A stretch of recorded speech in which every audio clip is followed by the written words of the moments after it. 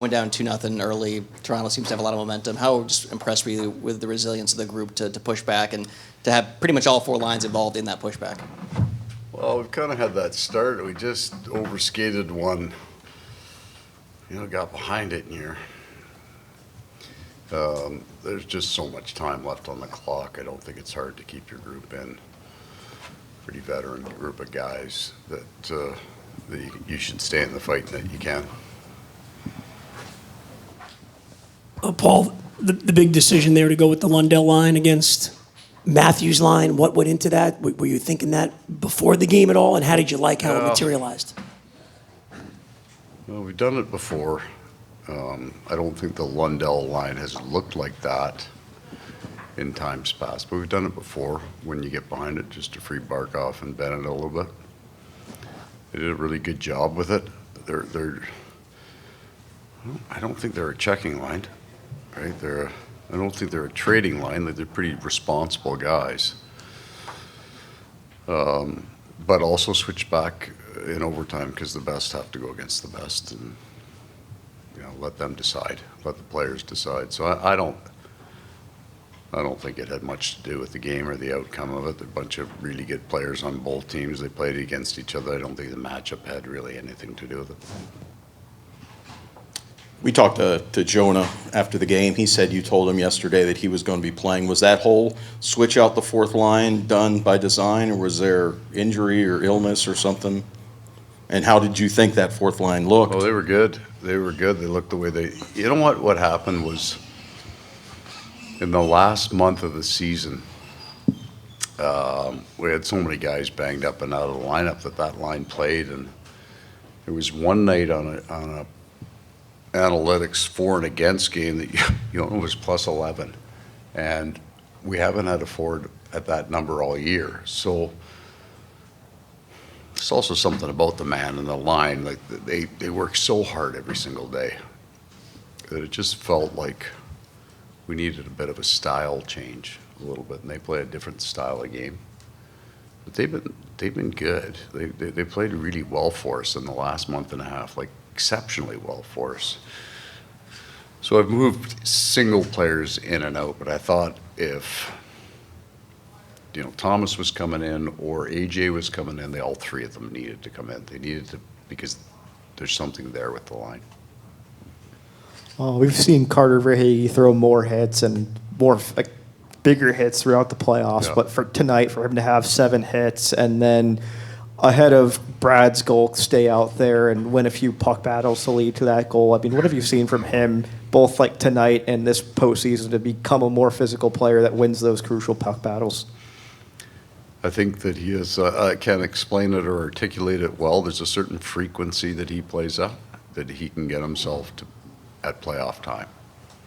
And that there's a physicality, a speed, a directness, a simplicity to his game, that when there's more chaos or more intensity, that's when he's at his best.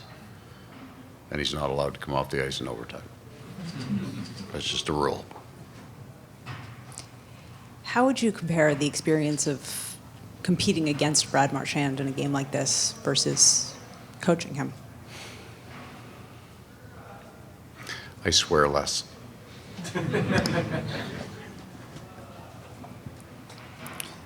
Age is obviously relative when it comes to pro hockey players, but Brad is the oldest player playing in this series right now. In that context, I mean, how do you explain, I guess, the way he's managed to stand out among the other companies? There's a base fitness to this, and he's well known in that, in his diligence, but also consistency. He's a very, very fit man. We traded for him. He'd come off an injury, a significant injury that he couldn't really train much with, and then he fits with that. We got a bunch of guys that love the gym, so you could just see him getting stronger and stronger. And then we got into 9 games in 15 days, right? So he played most of them. We just wore him right out, and it was actually good for him because he kind of played himself back into shape. A very, very fit man, and I would put him in the Reinhart category of intelligence. That he's not running around burning a lot of energy. He shouldn't. He's picking his spots when to get into holes. So he's figured it out. he came into this league, it was a way nastier league when he came in, right? And I don't think you survive at his size unless you are very, very smart when to get in and when to get out. Paul, you mentioned in your first question, your first response about knowing there was still time after going down early and all that. But what specifically did you see from the group in the second period that helped you spark that turnaround? The second period was the first block of time we've had in this series that we looked to our identity. But I think that would be true. Paul, you've said many times that once a puck drops, you don't believe momentum carries over from something. But given the stakes of tonight, the way you won it, could there be a little bit of extra oomph when that puck drops on Sunday? It just means you have a better day tomorrow. But the context changes up until the puck dropping tomorrow. You get a 0-3 against any of these. The 8 teams that are left are all legitimate teams. They can all win. You get 0-3 to any one of these 8 teams, you're going to have a hard time getting out of that hole. Paul, the Leafs have been pretty good in transition on the breakaway off the rush during this series. When Nylander and Nyes both have breakaways in overtime, what's going through your head on the bench? It's just profanity. Anything you can share with us? Well, you don't want that. I don't think Bob cares at all about his stats. I truly don't. He never has here.